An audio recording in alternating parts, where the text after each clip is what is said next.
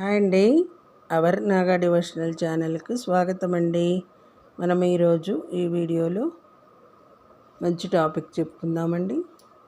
బుద్ధుడు తలపై ఉండేవి వెంట్రుకలు కాదు, మరి విగ్రహాల్లో కనిపించేవి ఏమిటి అనే టాపిక్ తెలుసుకుందామండి. భ్రమ, అజ్ఞానానికి వెంట్రుకలు ప్రతీకలను కొందరు విశ్వసిస్తారు. వాటిని అజ్ఞానపు కలుపు మొక్కలుగా భావిస్తారు. అందుకే తలపై వెంట్రుకలు లేకపోతే శరీరం, మెదడు స్వచ్ఛంగా ఉంటుందని నమ్ముతారు.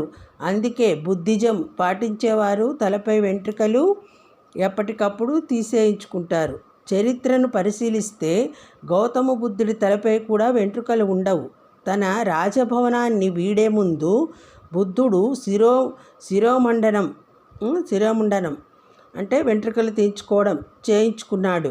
మరి ప్రతి బుద్ధ విగ్రహం ఫోటోల్లో ఆయన తలపై వెంట్రుకల్లా రింగులు కనిపిస్తుంది. ఆయనకు రింగుల జుట్టు ఉందేమో అన్నట్టుగా కనిపిస్తుంది. మొత్తం 108 రింగులు ఉంటాయి, కానీ అవి వెంట్రుకలు కావు. అయితే మరి ఆయన విగ్రహాలను, ఫోటోలను ఎందుకలా చూపిస్తున్నారనే ప్రశ్న తలెత్తుతోంది కదా. నిజానికి బుద్ధుడి తలపై ఉన్నది జుట్టు కాదు, చనిపోయిన 108 నత్తలు. కథ ఇదే. ఇప్పుడు కథలోకి వెళ్దాం. అత్యంత వేడిగా ఉన్న ఓ రోజు మధ్యాహ్న సమయంలో బుద్ధుడు చెట్టు కింద కూర్చొని ధ్యానం మొదలుపెట్టాడు. ధ్యానంలో మునిగిపోయి ఆయనకు సమయం తెలియలేదు. సమయం గడుస్తున్న కొద్దీ ఎండ ఆయన నడినెత్తిపైకి వచ్చింది. ఆ సమయంలో అటువైపు వెళుతున్న ఓ నత్త స్నైల్ బుద్ధుడిని చూసింది. తీవ్రమైన ఎండలో ఆయన కూర్చోవడాన్ని గమనించింది. సూర్యకిరణాల వల్ల ఆయన ఏకాగ్రత దెబ్బతింటుందేమోనని ఆలోచించింది. వెంటనే మరో ఆలోచన లేకుండా బుద్ధుడి తలపైకి ఆ నత్త ఎక్కింది. శరీరంలోని జలంతో బుద్ధుడి తలను చల్లగా చేసింది. దాన్ని మరిన్ని నత్తలు అనుసరించాయి.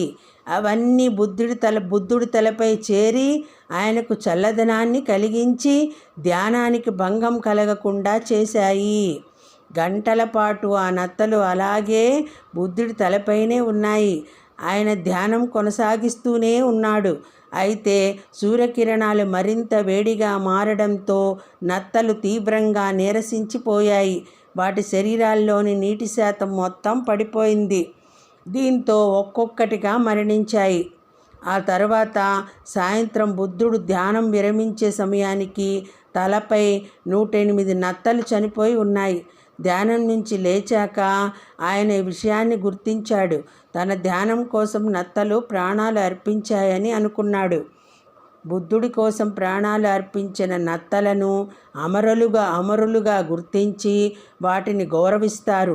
అందుకే వాటి త్యాగాలను గుర్తు చేస్తూ తలపై నత్తలు ఉన్నట్టే బుద్ధుడి విగ్రహాలను, ఫోటోలను, చిత్రాలను తయారు చేస్తారు.